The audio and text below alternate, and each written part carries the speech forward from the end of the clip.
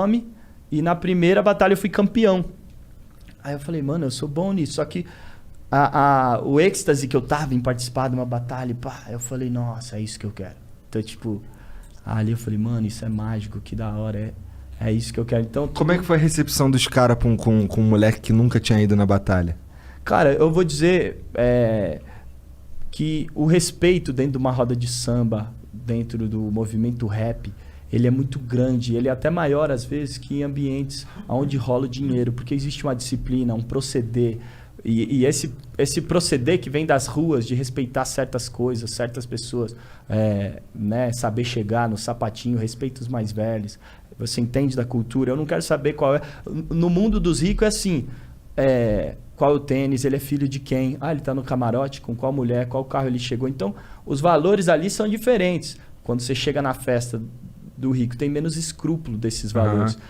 Ali na roda de rap, ninguém quer saber quem é o meu pai, qual é o tênis que eu cheguei. Irmão, você sabe rimar, e ainda mais por ser branco ainda. E aí, você respeita a cultura, mas todos podem chegar. Todo mundo pode chegar, mas eles estão olhando se você tem o proceder e tal. Então eu cheguei lá, houve essa desconfiança, porque eu sou intruso da cultura. Né? Até porque essa desconfiança ainda é totalmente legítima, porque, irmão, a sociedade sempre negou pra gente o que ela deu pra você. Aí a gente criou a nossa coisa pra questionar isso, aí você vem aqui querer tomar o que é nosso, então já tem essa desconfiança, né? Só que você saber chegar, você mostrar que não, eu amo isso, eu conheço a cultura, eu tô aqui pra somar.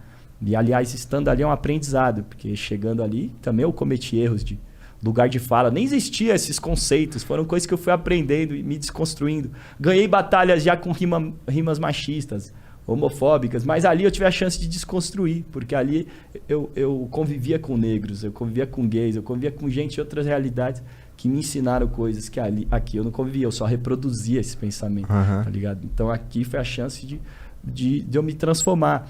Então eu acho que assim, houve essa desconfiança quando eu pisei lá, e foi legal para mim essa desconfiança, porque eu tive que, pela primeira vez, me provar em algo pelo meu talento, por quem eu sou, e não porque eu estudo em tal escola, porque meu pai é esse. Então aquilo também me fez crescer, é uma maturidade. Muito foda. Entendi. Então foi mágico para mim nesse estilo. Até meu pai e minha mãe nem queriam que eu fosse no começo.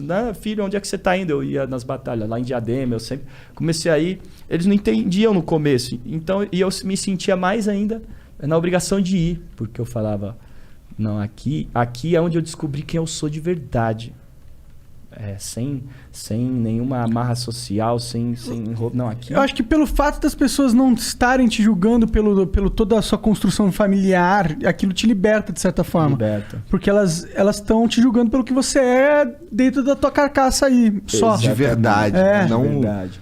E até esse primeiro julgamento do branco boy, esse primeiro julgamento, ele é importante para você reconhecer seu privilégio, para você questionar certas coisas que até então do outro lado nunca houve esse olhar.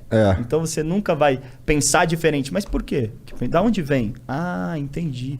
Então esse olhar também ele ensina. Por quê? Porque quem tá lá recebe esse olhar todo dia quando cruza a ponte. Tá ligado? E recebe esse olhar de um jeito pior, né? Da polícia, das pessoas. Então, assim, o preconceito vem de nós. Então, quando a gente vai pra lá, é tipo assim, mano, toda vez que eu vi um cara...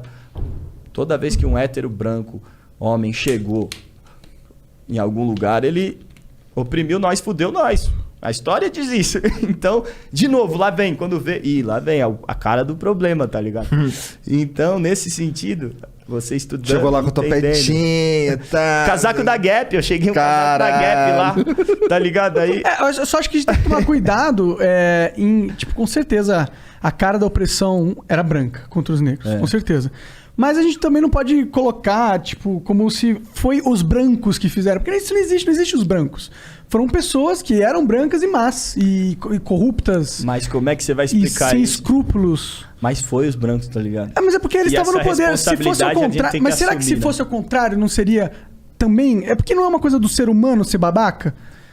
É uma coisa do ser humano. Porém, historicamente, por exemplo, não foi os judeus que mataram os alemães. Então, historicamente, a dívida histórica está no ombro dos alemães. Com certeza, com certeza. E a gente entender isso, né, essa dívida histórica, esse passado, e saber que de alguma maneira a gente tem culpa ou tem responsabilidade. Não, tem coisas que a gente pode, que o branco...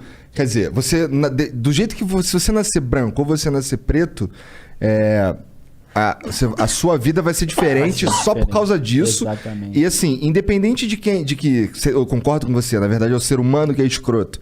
Mas independente disso, eu acho que por conta de tudo que aconteceu na história e não tem como só dizer que não aconteceu, tudo que aconteceu, quem tava no poder era o branco e tal, e o preto se fudeu. Sim, e foi isso que aconteceu. Então, e aí hoje a gente tem uma herança disso, que é a maneira como essas pessoas que de berço vão ter que lidar com a vida. É só a parte matemática da coisa é fodida.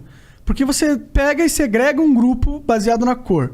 E aí você impede eles desse grupo crescer potencialmente dentro da realidade. Porque a vida é um jogo de potencial infinito. Quanto mais você trabalha, mais você investe, mais você cresce. Você represa isso durante muitos anos, enquanto você não está represando de outro segmento da sociedade. Com certeza. Você cria um desnível que vai se perpetuar para sempre. Que é o que existe no Brasil de um jeito absurdo, né? Por isso que é interessante medidas do governo que vêm aí para tentar elevar quem está na pobreza, na minha visão. Porque aí você mata todas as charadas, sabe? É ruim você segregar políticas sociais por cor, na minha visão. Eu acho que é importante. Você acha que é importante? Cor. Eu acho que é fundamental. Eu acho que é um pouco ruim, cara. Sabe por quê que por cor é importante? Justamente pelo racismo estrutural. Porque quando a gente vai num hospital Albert Einstein, você não vê médico negro. Quando a gente vai nas faculdades, os negros são a minoria. Quando a gente vai à escola particular, eu estudei um monte de escola particular, estudei com um negro. E então esse racismo estrutural, ele reforça o estereótipo de você chegar num prédio no Morumbi e ver um negro e achar que é a doméstica. Só que eu acho que é longo prazo. Então, nesse sentido, você precisa acabar com esse estereótipo, porque esse estereótipo mata. Não, com certeza. Né? Quem vai levar um tiro e ser confundido com o bandido vai ser isso justamente por causa desse estereótipo que precisa ser quebrado. E esse estereótipo só vai ser quebrado se tiverem negros ocupando esse espaço. Então tem que ser social também, e existe social, mas precisa ser racial também, senão o Brasil nunca vai ter essa representatividade que ele precisa urgentemente ter para quebrar o racismo estrutural. Eu entendo mas o que você tá falando. que eu jogo para você. Se o racismo causa pobreza dentro de um segmento, se você ataca a pobreza, você não necessariamente vai influenciar nesse segmento mais do que em qualquer outro segmento, porque é o segmento mais pobre. E você, a longo prazo, porque pensa, quando você põe uma política no lugar, pensa que para você tirar ela do lugar é muito difícil, entendeu? Pensa que daqui... você quer que eu espero que daqui 1000 anos o racismo não seja mais um problema para a humanidade. Que a gente já tenha construído uma plataforma onde todos os seres humanos, dependendo da cor, tenham as mesmas ferramentas para buscar o seu sonho. Ninguém vai ser igual, isso não existe. Mas todo mundo tem o mesmo potencial, tá ligado? E aí, se você tem uma lei daqui 2000 anos, sei lá, com essa carga racial, eu tenho medo que depois de 2000 anos essa lei comece a ser prejudicial. Mas se você tem uma lei só focada na pobreza, ela é infinitamente boa para sempre, na história da humanidade, sabe? Eu acho que sim, tem que ter também a parte social e tem também uma parte que já é social, mas ela precisa, dentro dessa proposta social, ter a racial urgentemente, porque é uma coisa que a gente precisa mudar. Mas será que não é a cultura? Não é nosso papel, não é o seu papel como um cara que tá trazendo ideias para a humanidade, tá propondo novas filosofias? Não é o seu papel, o nosso papel fazer com que a sociedade perca essa carga, que é uma carga mental. O problema é a carga mental da sociedade. Um favelado branco é diferente de um favelado preto. Ele já nasce diferente. A carga mental só vai mudar, não é se a gente pensar, vamos mudar. A carga mental só vai mudar com a lei.